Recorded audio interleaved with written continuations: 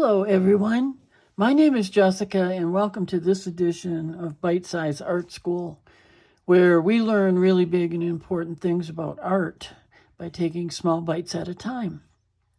Today, we're going to talk about watercolor washes and how they dry and why, and whether or not you should use a hairdryer to dry your watercolor wash. And the answer to that is no. And I will be explaining why real shortly. Let me tell you what I have in front of me here. I have my travel hairdryer, which is a real beater, as you see, but that's because it's travel. It goes on my road trips with me, and God only knows what happens to it. But anyway, it's small enough to fit in the frame, so here it is. You notice it's wrapped up because I'm not going to be drying anything with it. I have a random paintbrush. This is just a flat, and I'm going to use that to make a little demo for you. And I have some watercolor in one of my mixing palettes, and I have a piece of rough watercolor paper. This happens to be 300 pound, and it happens to be Arches. I've moved the hairdryer out of my way a little bit in order to show you a pretty perfect watercolor wash done on this cold press, this rough cold press paper. I'm using those two words together, although cold press and rough are two different textures of watercolor paper, because some cold press is pretty smooth and some cold press you almost can't tell from the rough, which is the case with Arches. Anyway, if you can see this well, and I do have a bite-sized video about making a perfect watercolor wash like this. If you can see it, it is a lovely thing to behold. It doesn't have splotches, it doesn't have darks and lights, and the texture of the paper is showing in a lovely way, and the color is evenly distributed. All right, so that happens because of what watercolor is made of and how it interacts with watercolor paper. So the facts are, and I'm going to show you a very graphic illustration of this in a minute, that all paint is made up of pigments, and the pigments, same ones, are mixed with different mediums, which makes them different paints. So if you mix pigments into gum arabic and water, that's watercolor. If you mix them with polymer mediums, that becomes acrylics, and so on and so on. But the basis is finely ground pigments, lots of times coming from rocks, coming from plants. So the size, the original size, when you grind that up of the little granules, is pretty rough. And so to make something like, say, Daniel Smith fine watercolors, that those pigment particles are ground and ground and ground and ground and ground until they're very, very fine. And so they are suspended in this medium. And when you mix the watercolor with water, you make a little soup. And if you made called a wash, and if you made that correctly, then your watercolor wash will lie down perfectly like that. And if you allow it to dry naturally, what happens is that those tiny, tiny little pigment particles, they settle out and they settle in. There are little valleys and little hills, and the pigment settles into the little valleys and on top of the little hills. And there's a slight difference, which you can see when you're really up close, because, you know, the pigment is sitting in a different place. But what the pigment is also doing is bonding to the surface of the paper, and not just the surface, but absorbing a little bit. And so it's important to allow it to dry naturally in order for that pigment to settle out the way it's supposed to. So I'm going to show you something pretty crazy here, and you can go ahead and think I'm crazy. But what I did, just for a very out of proportion example of this, is that I have some used coffee grounds in here.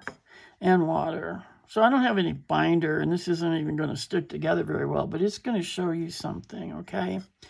So I am going to pick some of this up and paint it on the same sheet of watercolor paper. And look at what we have.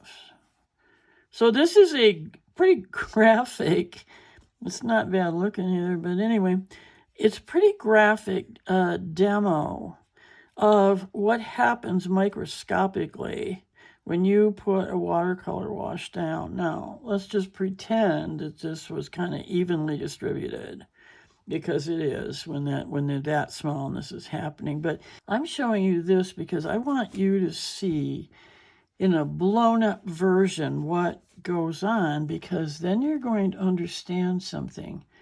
So left alone, floating, these particles would evenly spread themselves out, and you're going to get a result like this. Not left alone, in fact, blown dry by our buddy here, or a heat gun, which can also burn the paper, by the way. If you ever do this, because you have to use a hairdryer, not a heat gun,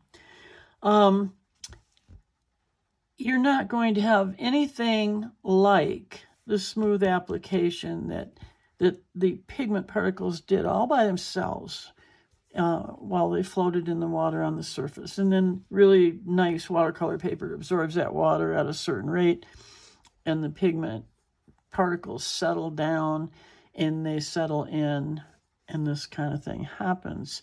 If with this kind of wash you hit it with a big blast of hot air, what's going to happen? You're going to move these particles around, and it won't be even anymore. I mean, my coffee wasn't even, obviously, but I mean, it's going to not allow this beautiful effect that you get from an air-dried wash that dries naturally.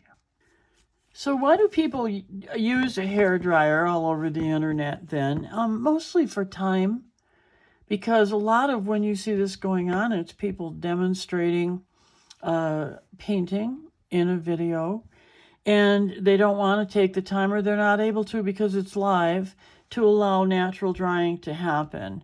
Now, if it's not a live video, it would be okay to just stop recording, dry the wash, and go on from there, and then you edit those together. However, mostly, like I say, it's taught because the teacher is doing it, because there's not enough time and they're hurrying it up. But it's just good to know what the results of that are. If you are very casual about your art, maybe you just don't even care, but the results can be those really terrible cauliflower blooms that really can ruin something. Watercolor needs to dry evenly, because if the wet watercolor comes up against drier paper, it makes an edge, just like the water on the beach makes in the sand. And that's not something that you want to happen. And then if you want to get really, intricate about the whole thing, like you're a professional artist and you really care about longevity, the other thing is that when the pigment particles are not allowed to absorb into the paper, they lose some of their light fastness. The painting can fade over time because the paper and the pigment particles have not been well married together. So what this all adds up to, and which is a big thing of mine, is that hurry up and art don't go together. They just don't. Everybody out there is trying to loosen up and run around and use timers, and we'll talk about that at some point. But anyway, everybody's in a big hurry. You never get to hurry and turn out art that really, really pleases you, unless you are just really love splashy stuff that, goes everywhere. If you do, then you're good. You don't have to care about this. And if you're just a casual, sketcher, you don't have to care about it either, but you should know about it, because doing this is going to affect what the essence of watercolor is. And that's already a very complicated dance between your individual environment, your paper, your brush, and the paint you're using, and of course, water. So that's it for this little bite-sized lesson, and I hope that you enjoyed seeing the example. Smells good too. It was really good coffee. And I'll see you next time.